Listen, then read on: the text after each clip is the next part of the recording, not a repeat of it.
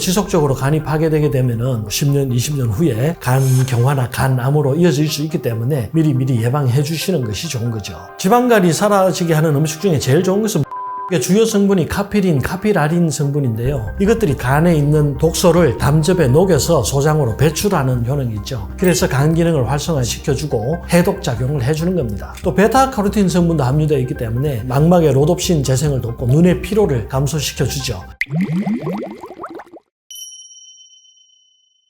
지방간이라는 것은 간에 기름이 끼는 상황을 말하거든요. 우리가 초음파로 간을 이렇게 스캔해보면 하얀색 음영이 보이는데 기름이 끼면 그렇게 보입니다. 원래 이 간에는 5% 정도 지방이 있거든요. 거기까지는 정상으로 보고요. 5% 이상 지방이 증가하면 지방간이라고 합니다. 주로 중성지방이 간세포 사이사이에 축적되게 되는 거죠. 주로 술을 많이 마시는 분들, 또 비만하신 분들, 당뇨병이 있으신 분들, 고지혈증이 있으신 분들, 이런 분들이 간에 지방이 많이 축적이 되고 지방간이 되는 것이고요. 가장 많은 것은 알코올입니다. 술 마시는 사람들이 제일 많은데 요즘은 비알코올성으로도 지방간이 많이 생기거든요. 또 약물 중에 스테로이드나 여성 호르몬들을 섭취하시는 분들 중에도 약물 부작용으로 지방간이 생기기도 합니다. 그래서 지속적으로 간이 파괴되게 되면은 10년, 20년 후에 간 경화나 간암으로 이어질 수 있기 때문에 미리 예방해 주시는 것이 좋은 거죠. 지방간의 초기 증상이라고 하면은 아무래도 간은 해독하는 장기잖아요. 우리가 간이 피곤해지면 피로가 생깁니다. 온몸에 젖산이라든지 노폐물이 제거가 되지 않기 때문에 피로감을 많이 느끼게 되고 전신 무력감도 생기고 또 몸이 허약해지죠. 기운도 없어지고 식욕부진도 생깁니다. 특히 위장장애나 과민성 대장도 잘 생기는데요. 왜냐하면 우리의 혈액이 심장에서 나와가지고 대동맥을 타고 이 내장기관을 거친 혈액이 전부 간으로 올라가거든요. 그러다 보니까 간에 무리가 생기면 내장에 혈액이 정체되게 됩니다. 내장에 있는 게 전부 소화기관이잖아요. 소화 잘 안 되고 장 기능이 약해집니다. 그래서 설사자중하시는 분들이 많죠. 가스가 많이 차는 경우도 많죠.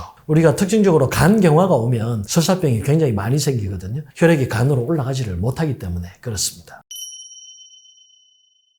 지방간이 사라지게 하는 음식 중에 제일 좋은 것은 물입니다. 물 자주 먹는 것이 좋고요. 그 외에는 저희 한의원에서 쓰는 약재로서 많이 처방하기도 하고요. 인진숙의 주요 성분이 카피린, 카피라린 성분인데요. 이것들이 담즙 분비를 촉진합니다. 간에 있는 독소를 담즙에 녹여서 소장으로 배출하는 효능이 있죠. 그래서 간 기능을 활성화시켜주고 독성 물질과 노폐물을 체배로 배출해서 해독 작용을 해주는 겁니다. 인진숙은 간 기능 개선 외에도 심혈관 질환을 개선해주는 효능도 있거든요. 인진숙의 주요 성분 중에 클로로필 성분이 혈관 속의 노폐물을 제거해주고 동시에 콜레스테롤 수치도 낮춰줍니다. 또 베타카로틴 성분도 함유되어 있기 때문에 망막의 로놉신 재생을 돕고 눈의 피로를 감소시켜주죠. 또 치네올 성분이라고 종양을 억제하는 성분도 있습니다. 간암이나 대장암의 예방에 사용하기도 하죠. 또 인진숙에는 유파틸린이라는 성분이 있는데 위장 기능을 개선해줍니다. 주로 위점막을 재생해서 속쓰림이나 복통을 예방해주죠. 또 비타민 A와 비타민 C도 풍부하기 때문에 항산화 적용해주고 피부의 콜라겐이나 엘라스틴 같은 탄력 섬유 재생에도 도움이 되고요. 식이섬유가 풍부해서 장 운동도 촉진해주고 독소 배출도 도와주기 때문에 장 기능 개선에도 도움을 많이 줍니다. 네, 이 지방간 개선을 위해서 인진숙만 먹으면 약간의 독성이 있기 때문에 부작용이 생기기가 쉽습니다. 몇 가지 약재와 곁들여서 드시면 더 좋은데요. 그게 구기자, 결명자, 생강, 대추입니다. 이 5가지를 한꺼번에 배합해서 약차로 만들어 드시면 지방간 개선하는 데 도움이 되죠. 구기자는 간 기능을 개선해 주는데 많이 쓰이는 약재 중에 하나입니다. 특히 동의보감을 보면 구기자가 성질이 약간 차고 무독하다고 나오고요. 호흡이 잘 되지 않는 것을 다스리고 또 오로칠상이라고 해서 몸의 피로뿐만 아니라 정신적 피로까지 풀어줄 수 있다고 하고요. 얼굴을 희게 만들고 눈을 밝게 한다고 기재되어 있습니다. 한마디로 몸의 피로와 정신의 피로를 모두 풀어줄 수 있는 그런 약재가 구기자라고 할 수 있죠. 또 이 구기자에 포함된 베타인 성분이 우리 몸을 알칼리성으로 변화시켜줍니다. 그래서 만성 피로에 효과가 있고 혈액을 맑게 해주고요. 또 베타인 성분이 지방간을 방지하고 지방 배출을 도와주기 때문에 간경변을 예방한다는 보고도 있습니다. 또 베타카로틴도 풍부하죠. 체내에서 비타민 A로 변환되기 때문에 눈 건강에 도움을 줍니다. 망막세포를 튼튼하게 해주고요. 폴리페놀의 일종의 루틴이 풍부한데요. 이 루틴이 모세혈관을 튼튼하게 해줍니다. 그래서 지혈성 질환에도 도움이 되고 멜라토닌이 풍부해서 수면장애도 개선해 줄 수 있고요. 지금까지 말씀드린 멜라토닌, 루틴, 베타인, 베타카로틴 이런 것들이 다 항산화제잖아요. 항산화제는 항염증 작용이 있단 말이죠.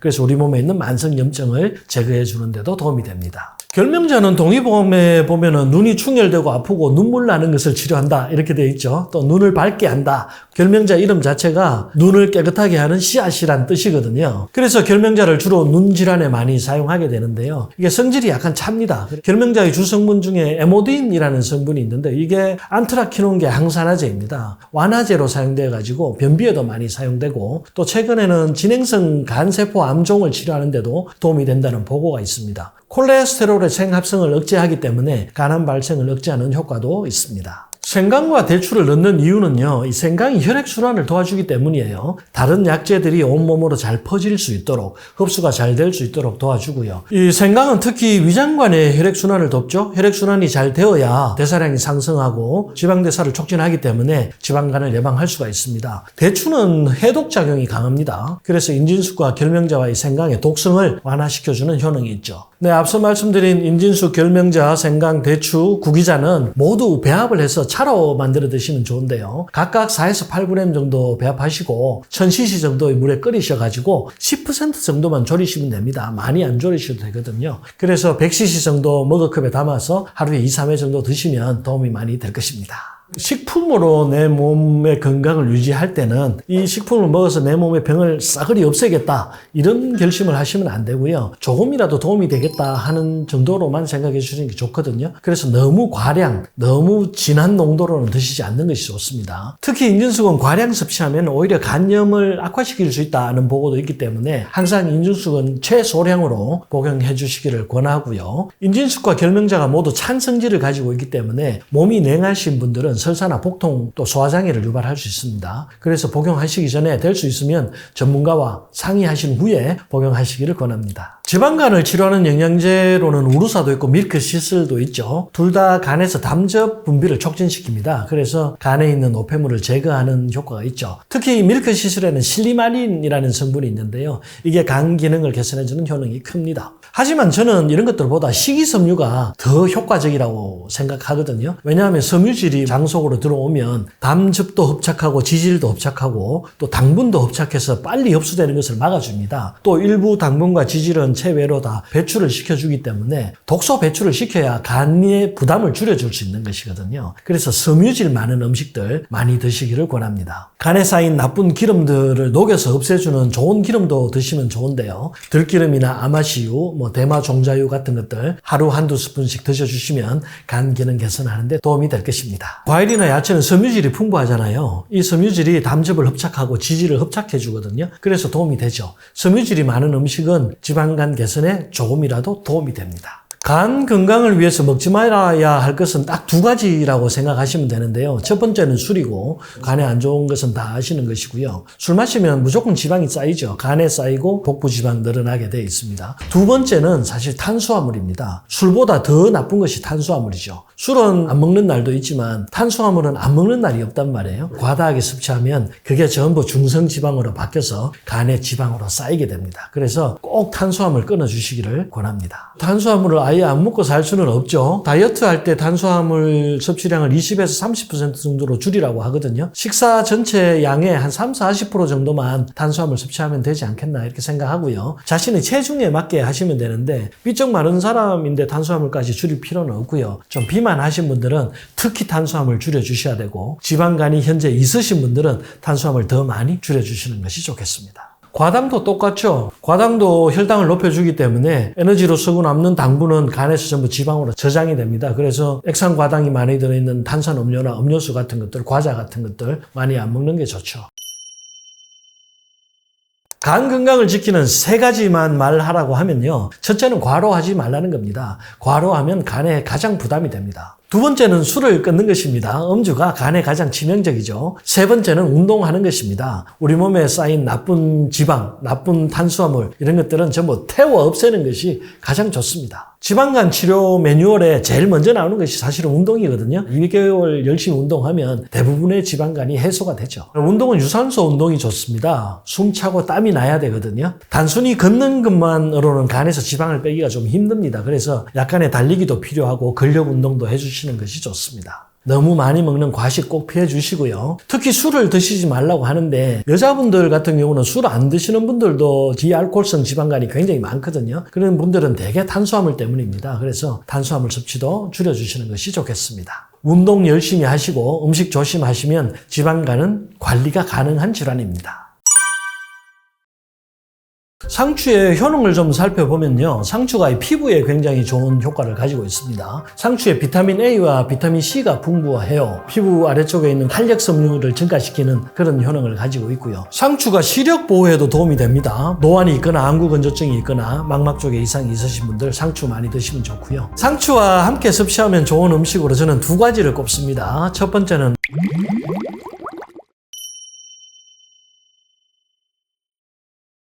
상추는 한국 사람들이 아주 좋아하는 식품 중에 하나죠. 한국인의 소울푸드다 이렇게까지 말씀하시는 분들도 있습니다. 상추는 사실 우리나라에 들어온 게 굉장히 오래됐어요. 삼국시대 이전부터 상추를 먹었다고 합니다. 또 고려시대에는 천금채라고 해가지고 천금을 주고도 사기 힘든 식품이다라고 알려져 있었는데 중국의 옛문은 천록지어에 보면 고려의 상추는 품질이 좋아가지고 천금을 줘야 살 수 있다 이런 기록이 나오고 있습니다. 상추의 효능을 좀 살펴보면 상추가 피부에 굉장히 좋은 효과를 가지고 있습니다. 상추에 비타민 A와 비타민 C가 풍부해요. 비타민 A를 레티놀이라고 하잖아요. 레티놀이 대부분의 화장품의 원료로 쓰이죠. 피부 아래쪽에 있는 콜라겐이나 엘라스틴 등의 탄력 섬유를 증가시키는 그런 효능을 가지고 있고요. 비타민 C도 콜라겐 생성에 관여하기 때문에 비타민 C가 없으면 탄력이 떨어지죠. 또 우리가 자외선 때문에 피부가 손상이 되는데 그 자외선으로부터 손상되는 것을 막아주는 비타민이 비타민 C거든요. 그리고 멜라닌 색소의 생성도 억제해주기 때문에 피부가 검게 되는 것을 막아줘서 미백 효과를 내는 것이 바로 비타민 C죠. 피부 미백에 도움되는 약재 중에 상엽이라고 있습니다. 뽕나무 잎이죠. 네, 이 뽕나무 잎이 항염증 작용도 강하고 피부 미백 효과도 뛰어납니다. 그래서 상추와 함께 뽕나무 잎, 뽕잎차 드시면은 피부 건강에 큰 도움이 됩니다. 상추가 뼈 건강에도 도움된다는 보고가 있습니다. 미국 캘리포니아 주립대학교죠. 데이비스 대학에서 우주인을 위한 유전자 조작 상추를 만들었다고 해요. 사람이 우주로 가면은 중력이 없기 때문에 뼈 손실이 심하다고 합니다. 한 달에 1% 정도씩 없어진다고 하는데요. 유전자 조작 상추를 먹으면 골다공증을 예방하는 효과를 볼 수가 있다고 하네요. 이 유전자 조작 상추에는 뼈 생성을 촉진하는 부갑상선 호르몬 관련 유전자가 들어있다고 합니다. 골다공증 예방을 위해서 상추 드시는 것도 좋습니다. 상추가 시력 보호에도 도움이 됩니다. 비타민 A와 루테인이 풍부하기 때문이거든요. 망막 변성도 막아주고 또 노안도 막아줄 수 있고요. 로놉신 합성을 도와주기 때문에 시력도 좋아지게 해줍니다. 노안이 있거나 안구건조증이 있거나 망막 쪽에 이상이 있으신 분들 상추 많이 드시면 좋고요. 달걀 노른자에도 루테인이 많이 들어있죠. 그래서 상추와 달걀 노른자 함께 드시면 더욱 좋습니다. 상추에 여러 가지 성분들이 있죠. 비타민도 있고 엽산도 있고 루테인도 있는데 대부분은 수분과 식이섬유입니다. 그래서 수분과 식이섬유밖에 없기 때문에 칼로리가 낮죠. 그래서 다이어트 효과가 있는 것이고요. 다이어트에는 식이섬유를 빼고 말하면 안 되거든요. 식이섬유가 장 속으로 들어오면 포만감 생기게 해주고 당분 흡착해서 당분 빨리 흡수되는 거 막아주고 지질 흡착해서 지질 흡수되는 거 막아주고 필요 없는 당분이나 지질은 또 몸 밖으로 배출시켜 주잖아요. 그래서 식이섬유 많이 드시면 좋은데 상추에 식이섬유가 많이 들어있습니다. 그래서 다이어트 하시는 분들 상추 가까이 하셔야 합니다.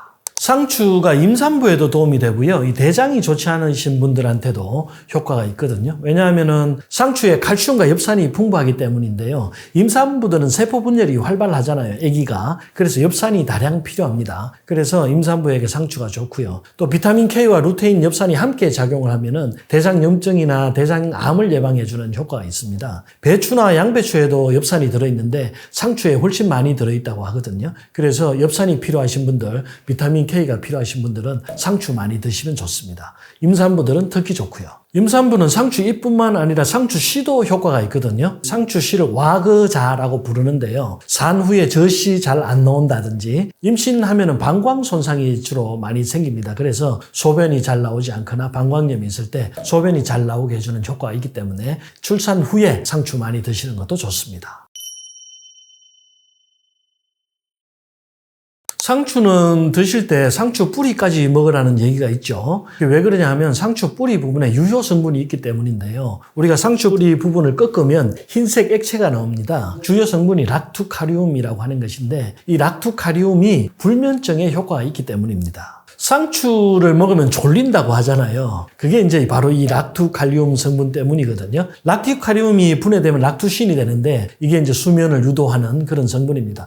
너무 진정 효과, 수면 효과, 최면 효과가 강하기 때문에 아편과 비슷한 효능이 있다는 보고도 있는데 실제 그렇게까지는 아닙니다. 신경을 안정시키고 스트레스와 통증까지 줄여주는 효과가 있죠. 또 진정효과, 최면효과, 진해효과, 기침을 멈추게 하는 효과도 있거든요. 하지만 이 락투카리움이 모든 상추에 다 들어있는 것은 아닙니다. 요즘 하우스셉의 상추는 꺾어봐도 흰색 진액이 나오지 않죠. 락투카리움 함량이 아주 낮습니다. 그래서 아무 상추나 먹어서는 안 되고요. 로메인 상추의 함량이 좀 높습니다. 또 한국의 전통 상추를 개량한 품종이 있는데요. 전남농업기술원에서 개발한 품종인데 흑하랑이라고 합니다. 이게 일반 상추에 비해서 락투신 성분이 124배나 높다고 합니다. 상추는 쌈이나 무침으로 해서 드시면 가장 좋은데요. 몇 년 전에 미국에서 이 상추 물이 굉장히 유행을 했습니다. 컵에다가 상추를 좀 잘게 잘라서 넣고 뜨거운 물을 부어서 한 5분에서 10분 우려낸 다음에 그 물을 마시는 거예요. 잠자기 전에 마시면 효과가 있다고 합니다. 미국 사람들도 불면증 환자들이 굉장히 많거든요. 그래서 아마 이런 챌린지가 유행하지 않았나 생각됩니다. 한번 시도해 보시면 좋을 것 같아요.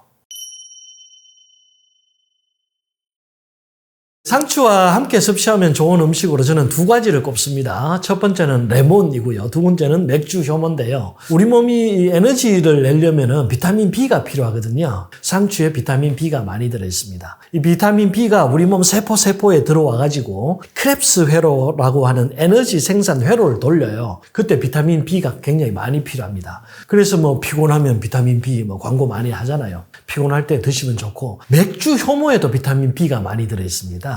레몬즙, 상추, 맥주 효모 이 세 가지 드시면 만성 피로 있을 때 피로 푸는데 탁월한 효과가 있죠. 크렙스 회로라는 거는 우리 몸 세포에 물과 산소, 영양분이 들어오면 에너지가 나오잖아요. 근데 이것만 넣어서 나오는 것이 아니고 그 안에서 여러 가지 회로 작동이 일어나야 되거든요. 그때 가장 필요한 것이 비타민 B와 유기산이다 이렇게 말씀드릴 수가 있고 제가 이제 환자분들한테 맥주 효모 많이 드세요 이렇게 권하는 경우가 많거든요. 그러면 그럼 맥주 먹어도 되나요? 이렇게 물어보시긴 하는데 사실 맥주와 맥주 효모는 별개의 물질입니다. 맥주를 만들기 위해서 홉이죠. 맥주 보리를 발효시켜서 알코올로 만드는데 그 발효시키는 효소 역할을 하는 게 맥주 효모입니다. 그러니까 맥주 공장에서 부산물로 나오는 거죠. 그게 이제 건강식품으로 나오는 것들이 있으니까 구입해서 드시면 되겠습니다. 상추 드실 때 레몬즙이나 또 맥주 효모 함께 드시면 효과가 배가 되니까 같이 드시기를 권합니다. 상추는 고기와 먹으면 제일 좋죠. 특히 삼겹살 먹을 때 상추 쌈 없으면 안 되잖아요. 이런 동물성 단백질이나 지방은 약간의 독소가 다 있거든요. 그것을 해독시켜주는 것을 상추가 해줍니다. 쌈을 싸먹을 때 상추 외에도 적건대, 겨자, 치커리 같은 것들 많이 먹잖아요. 쌈 채소들이 되게 색깔이 다양한 경우가 많죠. 빨간 것도 있고 노란 것도 있고 이런 식물의 색들이 전부 항산화 작용을 합니다. 그래서 색이 선명한 쌈 채소들 우리 몸의 염증을 제거하는 항산화 작용을 더 강화시켜주는 줄 수 있다는 점 알고 계시면 좋겠습니다. 상추는 섭취할 때 주의할 점이 별로 없습니다. 왜냐하면 이게 부작용이 별로 없는 식품이거든요. 대신 이제 성질이 조금 차기 때문에 몸이 내간신 분이나 소화장애가 있거나 설사병을 가지고 있는 분들은 피하시는 것이 좋고요. 또 섬유질이 너무 풍부하기 때문에 복통이나 가스가 차는 경우도 생길 수 있습니다. 과민성 대장이 있으신 분들 약간의 주의가 필요합니다. 또 졸음을 유발할 수 있기 때문에 운전하시는 분들이나 공부하시는 분들은 도움이 되지 않습니다. 사람이 건강하게 살려면 혈액순환이 가장 중요하거든요. 혈액순환이 잘 되려면 혈액이 맑고 깨끗해야 되죠. 그래서 혈액 속에 노폐물이 쌓이면 좋지 않습니다. 그리고 혈관이 확장이 잘 되어서 구석구석 피가 잘 가야 되죠. 혈액이 잘 닿지 않는 곳에 산소 공급이 안 되는데 그걸 저산소 환경이라고 하거든요. 이런 저산소 환경에 암을 발생시키는 줄기세포가 자란다고 합니다. 그래서 혈액순환이 중요한 거예요. 혈액순환 잘 시키게 하려면 뭐가 제일 중요하냐면 운동이 제일 중요하죠. 운동해야 피가 구석 구석구석 갈 수 있는 거예요. 그래서 움직이지 않는 분들한테 염증도 더 많이 생기고 암도 더 잘 발생할 수 있습니다. 이 부분 꼭 숙지해 주시는 것이 좋겠고요. 그럼 혈액을 맑게 하려면 어떻게 해야 되냐? 음식을 골고루 먹으면 좋냐? 음식 중에 혈액을 맑게 하는 음식으로 가장 1번으로 추천하는 음식이 단삼이라는 게 있습니다. 빨간색이라고 해서 붉을 단자 써서 단삼이라고 하거든요. 우리가 잘 알고 있는 사물탕 아시죠? 숙지황, 당귀, 청궁, 백자향 4가지가 사람의 피를 보호해주고 혈을 맑게 해주는 한약 중에 기본 처방인데 이 4가지 효능을 이 단삼 한 가지에 다 가지고 있다고 하거든요. 그래서 피를 맑게 할 때는 단삼차를 만들어서 드시면 좋다고 제가 추천을 많이 하죠. 특히 단삼이 이제 일산화질소라고 하는 성분을 증가시키는 효능이 있는데 그게 뭐냐면은 비아그라 의 효능이 일산화질소가 증가하는 것이거든요. 일산화질소가 분해되는 것을 막아서 하는 것이긴 한데 혈관을 확장해서 혈액이 충만하게 해주는 거예요. 그게 단삼의 효능이 있습니다. 그래서 단삼차 드시면 혈액 맑게 하고 혈액순환하는데 큰 도움이 될 수 있다. 이렇게 말씀드릴 수가 있고 비슷한 기능을 가진 게 음양곽이라고 하는 약재가 있거든요. 삼지구엽초라고도 하는데 그것도 일산화질소의 발생을 증가시키고 혈액순환을 많이 도와줍니다. 단삼, 음양곽을 함께 차로 만들어 드시면 혈액순환에도 도움이 되고 혈액을 깨끗하게 하는 데도 많은 도움이 되죠. 40, 50대가 넘어가면 야간요를 1회 이상 가는 사람이 16% 정도, 또 70세 이상이 되면은 55%가 야간요가 1회 이상 있다고 합니다. 예민하고 약해진 방광을 튼튼하게 하는 운동은 케겔 운동을 전부 얘기하시거든요. 케겔 운동은 집중도 잘 안 되고 오래 하기도 힘들고 사실 해도 큰 효과가 없습니다. 그래서 앉아서 하는 케겔 운동은 절대 하지 마시고요. 운동을 하셔야 됩니다. 안녕하세요. 김순열입니다. 한의학 박사고요. 60만 구독자 정도 되는 유튜브를 하고 있습니다. 김순열TV라고 하고요. 이번에 책도 한 권 냈습니다. 진짜 식사라고 합니다. 내한테 맞는 음식, 나에게 맞지 않는 음식 골라 먹을 수 있는 지혜를 드립니다. 빈뇨는 화장실을 자주 간다는 증상입니다. 과민성 방광 증후군이 생기면 화장실을 자주 가는 빈뇨 증상이 생기는 거죠. 낮에 자주 가는 건 통칭해서 빈뇨라고 하고요. 밤에 가는 것을 특징적으로 야간뇨라고 하는 겁니다. 야간뇨가 일어나는 원인은 기본적으로는 방광이 예민해지고 방광이 약해졌기 때문입니다. 첫 번째는 방광염이 생겼을 때 야간뇨가 생기고요. 전립선염이 있을 때도 그렇고 두 가지가 다 방광의 신경을 예민하게 하기 때문에 야간에 요일을 느끼게 만드는 거죠. 야간뇨라는 것은 밤에 일어나는 거잖아요. 잠을 잘 못 주무시는 분들, 불면증이 있으신 분들한테 야간뇨가 자주 나타납니다. 혈압약 드시는 분들은 이뇨작용이 있기 때문에 야간에 요의가 더 잘 느껴질 수 있고요. 또 한 가지는 노화입니다. 사람이 살다 보면 몸의 기능이 다 약해지잖아요. 그중에 방광 기능도 약해집니다. 소변을 간직하는 힘이 약해지기 때문에 빈뇨도 생기고 야간뇨도 생기는 거죠. 그 다음으로는 주로 이제 스트레스 때문에 많이 생깁니다. 자율신경 실조증이 되면은 교감신경이라는 게 흥분하는데 심장이 더 많이 뛰고 뇌신경은 흥분하고 잠 못 자게 되고 주먹에 힘들어가죠. 대신 내장기관들은 다 기능이 약해집니다. 위도 약해지고 대장도 약해지고 방광도 약해지죠. 빈뇨도 생기고 소변을 잘 참지 못하게 되는데 신경은 예민해지니까 과민해지는 거예요. 그래서 조금만 소변이 차도 화장실 가고 싶고 하는 것이 밤까지 이어지는 거죠. 40, 50대가 넘어가면 야간요를 1회 이상 가는 사람이 16% 정도, 또 70세 이상이 되면은 55%가 야간요가 1회 이상 있다고 합니다. 방광질환은 보통 여성분이 더 많습니다. 여성이 한 14% 정도, 남성은 10% 정도 빈뇨 증상을 가지고 있다고 하고 과민성 방광이 되는 남녀 차이는 스트레스는 공통이고요. 여자분들이 되게 만성 방광염이 많습니다. 왜냐하면은 임신 출산 때문에 방광이 손상되는 경우도 꽤 많고 구조상 감염이 잘 되는 위치에 방광과 요도가 있거든요. 그래서 만성 방광염의 후유증으로 빈뇨가 잘 발생하고 과민성 방광이 생기죠. 남성은 대부분 전립선 이상이 많습니다. 전립선 비대로 인해 가지고 전립선 쪽에 신경이 예민해지면 빈뇨가 발생하죠. 또 최근에는 방광암 때문에 후유증으로 과민성 방광이 생기는 경우도 꽤 많습니다.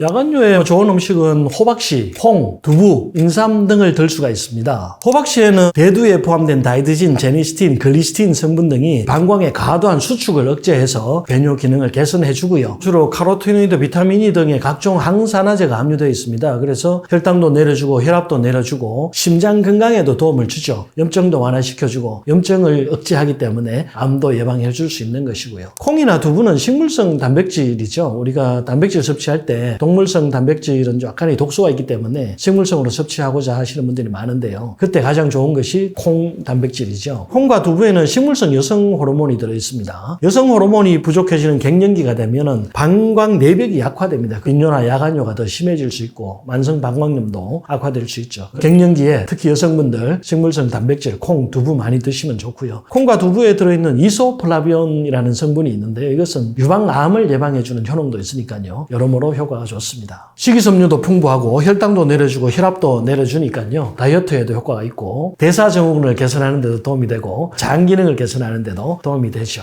인삼은 되게 면역력을 높여주는 작용을 하잖아요. 항암 작용도 있고 보기 작용이 있죠. 기를 올려준다는 게 쉽게 말하면 면역력을 개선시켜준다는 얘기예요. 기운 없을 때 또 노화로 인해서 분비물이 감소할 때 방광 내벽도 보호 점액이 나와야 되거든요. 그런 점액들이 잘 나오지 않을 때 얇아져서 세포 재생이 잘 되지 않을 때 인삼을 복용하시면 효과가 있습니다. 인삼에는 진세노사이드라는 물질이 들어있는데 이게 항이뇨 작용을 합니다. 그래서 소변이 조금 덜 나가게 하죠. 대신 부종이 있다든지 혈압이 높다든지 하시는 분들은 인삼은 조금 피해 주시는 것이 좋습니다. 우리가 자주 먹는 김치도 이 야간뇨를 예방하는 효과가 있거든요. 김치가 발효되는 과정에서 유산균이 젖산을 만들죠. 젖산이 너무 많이 만들어지면 김치의 산도가 빨리 올라갑니다. 그래서 빨리 쉬어버리죠. 오히려 유산균이 살 수 없는 환경이 돼요. 그래서 유산균이 자기가 살기 위해서 산화되는 것을 막아주거든요. 그렇게 만들어진 가바가 우리 건강에 도움이 되는 거죠. 이 가바라는 것은 지속적인 스트레스로 인해서 과흥분된 뇌신경을 안정시키는 역할을 합니다. 우리가 흥분하면은 아드레날린, 도파민 이런 것들이 나오잖아요. 뇌가 너무 각성되면 불안하다든지 잠이 안 온다든지 심장이 뛴다든지 하는 그런 증상들이 나타나죠. 집중력도 길러주고 학습 능력도 높여주는 동시에 과민한 방광을 완화시켜 줄 수 있는 거죠.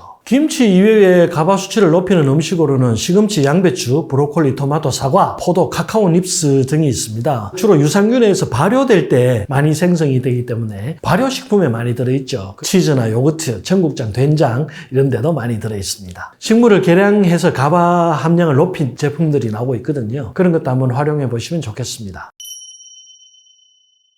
과민성 방광이 있을 때 탄수화물을 줄여야 하는 이유는 혈당 때문에 그렇습니다. 혈당이 올라가면 염증이 생기고 염증이 생기면 과민해지고 소변을 더 자주 보게 되니까요. 빈뇨 증상을 더 악화시킬 수 있죠. 야간뇨가 있으신 분들은 콜린이 많이 든 음식은 피하시는 게 좋은데요. 콜린이란 것이 아세틸콜린이라고 하는 뇌신경 전달 물질의 전구 물질이거든요. 그래서 콜린을 많이 먹으면 치매를 예방한다. 뭐 이런 얘기가 있어요. 뇌신경을 활성화시켜가지고 기억력, 학습 능력 이런 것들을 다 높여주거든요. 대신 이 아세틸콜린은 방광의 수축을 자극합니다. 그래서 콜린이 많이 든 음식을 먹으면 소변을 더 자주 볼 수밖에 없는 거죠. 콜린이 많이 든 음식은 콩, 보리, 브로콜리, 양배추, 고등어, 참치, 달걀, 소고기 등에 많이 들어있습니다. 콜린을 적게 먹으면 치매가 오면 어떡하냐 이렇게 말씀하시는 분들이 꽤 많거든요. 그래서 음식이란 것은 좋은 점이 있으면 또 나쁜 점이 있고 이쪽에 좋으면 저쪽에 좀 해로운 경우가 있기 때문에 그런 경우에는 항상 골고루 적당히 드시는 것이 좋습니다.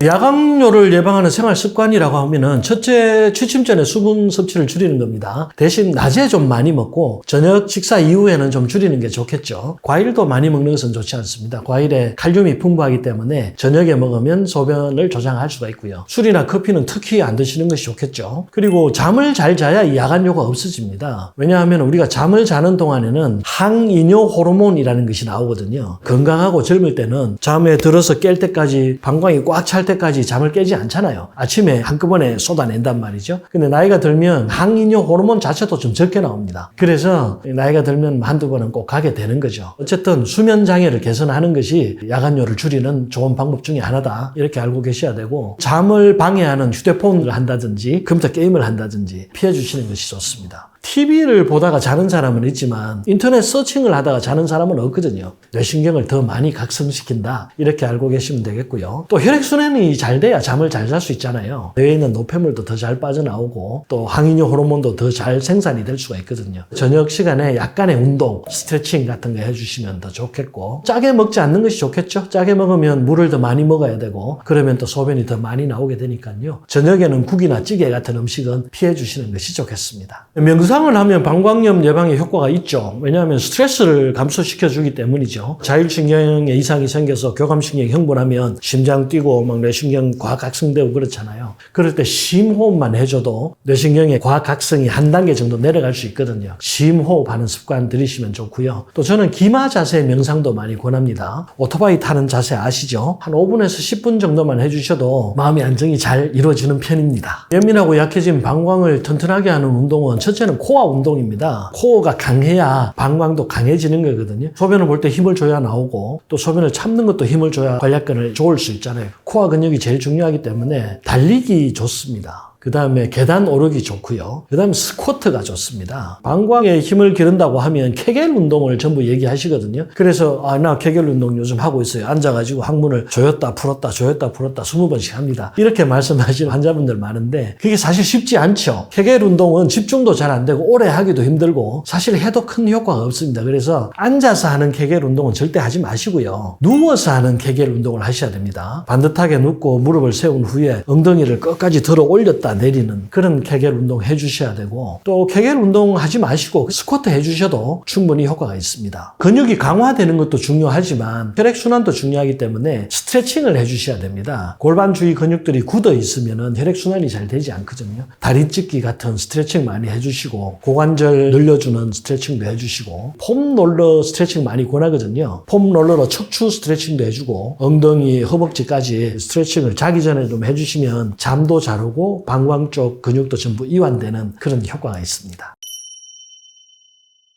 당뇨병 환자들이 방광염이 잘 생기죠. 당뇨라는 것은 혈당이 높아지는 거잖아요. 혈당이 높아지면 우리 몸은 혈당을 배출하기 위해서 소변 양을 늘려버립니다. 그래서 당뇨병 환자분들이 다뇨 증상이 생기죠. 그게 빈뇨하고 같은 거잖아요. 소변이 자꾸 빠져나오면 또 갈증이 생기고 갈증이 생기면 물을 또 더 먹게 되고 그래서 또 화장실을 가게 되는 악순환에 빠지죠. 그래서 방광 주변이나 요도 주변에 염증이 증가할 수밖에 없죠. 또 신경은 예민해지니까 빈뇨 증상으로 이어지게 됩니다. 소변 양을 줄이거나 야간뇨를 줄이기 위해서 사람들이 무작정 물을 안 먹는 경우도 있거든요. 수분 섭취를 너무 줄여버리면은 우리 몸속에 체액이 계속 걸러서 사용을 해야 되기 때문에 요독증이 생길 수가 있습니다. 독소가 더 많이 발생할 수 있죠. 그래서 물은 어쨌든 충분한 양을 드셔주셔야 합니다. 신장에 큰 무리가 없다면 보통 물은 1에서 1.5리터 정도 드시면 적당하고요. 대신 낮 시간에 조금 더 많이 드시고 저녁 식사 후에는 조금 줄이는 방향으로 하시면 좋겠습니다. 커피를 자주 마시면 과민성 방광염이 심해질 수밖에 없습니다. 왜냐하면 이뇨장애가 강하기 때문이죠. 녹차도 비슷한 효능이 있죠. 이뇨장애가 강하기 때문에 과민성 방광이 있으신 분들은 카페인 든 음료들은 다 피해 주시는 것이 좋습니다. 환자분들과 상담을 하다 보면 아침에 한 잔 먹는 것은 괜찮지 않나요? 이렇게 물어보시는 분들이 꽤 많거든요. 커피 카페인의 반감기가 12시간 정도 되는데 아침에 먹으면 12시간 지나서 저녁 되면 괜찮지 않을까 이렇게 생각하기 쉽습니다. 그런데 그 후유증이 밤까지 간다고 저는 봅니다. 커피는 아예 끊어주시는 것이 좋겠다 이렇게 말씀드리고 싶습니다. 야간뇨 때문에 고민하시는 분들 많으신데요. 나이가 한 40이 넘어가서 자다가 한 번 정도 화장실 가는 것은 크게 건강에 무리가 없다고 생각하시면 되겠습니다. 그것까지 고치려고 하시다 보면은 약간의 무리를 해야 되는 경우가 많기 때문에 그렇고요. 야간뇨를 악화시킬 수 있는 음식들, 카페인 종류라든지 지나친 스트레스 상황은 피해 주시고 방광 주변 근육 강화시켜주는 운동 꼭 열심히 해주시고 당분 너무 많이 섭취하지 않도록 또 염분도 많이 섭취하지 않도록 식사 습관 개선해 주시면 좋겠습니다.